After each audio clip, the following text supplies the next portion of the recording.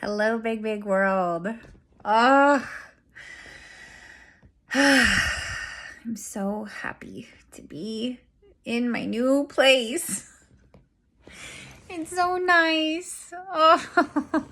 Oh, I went to a gym this morning. It's a 4-minute drive. I'm so close to like health food stores. I mean, I really do like health food stores. It's a different experience than going to like a supermarket, like a supermarket. I have sensory processing disorder. And so I feel like when I go to a supermarket, like they're like yelling at me. They're like, buy this, buy this, buy this. Whereas a health food store, it's just like, it's the light is lower and it's clean. And I mean, not that it's not clean at a supermarket, but it's just like, it's just nice. And it's incredible, it's just so nice to be here. So what I want to talk about today in my 3 minutes that I have left is how much more able I am to speak today than I was, after I had the brain surgery in 2021. That it's just much more easy for me to speak. And I have continued to choose life. When I was in the ER and the doctor says to me, you appear to have a brain tumor, we'll find out in the morning if it's operable. And in that moment, I chose life. I was just like, what do I have to do to stay alive? And I continued to choose life. After I had the brain surgery and was unable to speak, I, continued to choose life. What do I have to do to get my speech back? What do I have to do to get my memory back?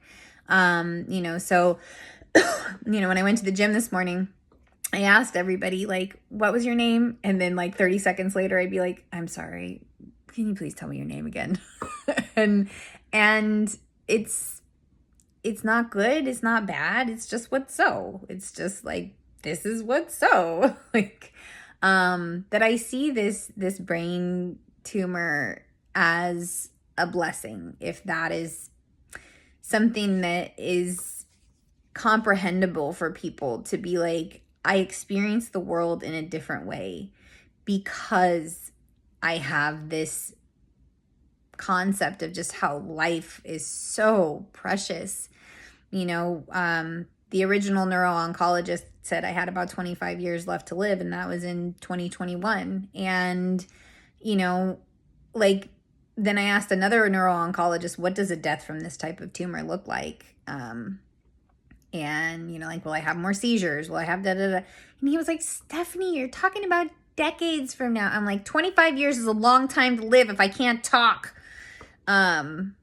So, it's just, so what I said about, being able to speak a lot more easily than I was before, I've done some other videos on like how specifically I've done that,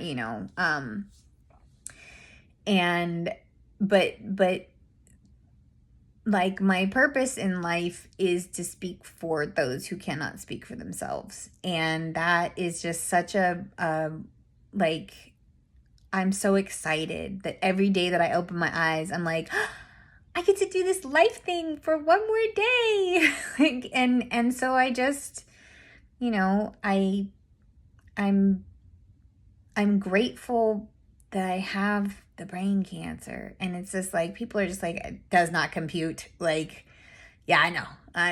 But it's like, I feel good today. I went to the gym today. Like, woohoo! Like, like had I just given up and been like, okay, I give up, like I'm going to die anyway. So the cancer can just, do whatever it's going to do. Like I didn't. I was just like, what do I have to do to stay alive? And when I woke up and could only say yes and no, I was like, okay, what do I have to do to get my speech back? And when I realized my short-term memory is not what it was before, it was like, what do I have to do to get my memory back? And, I just like not giving up, like not,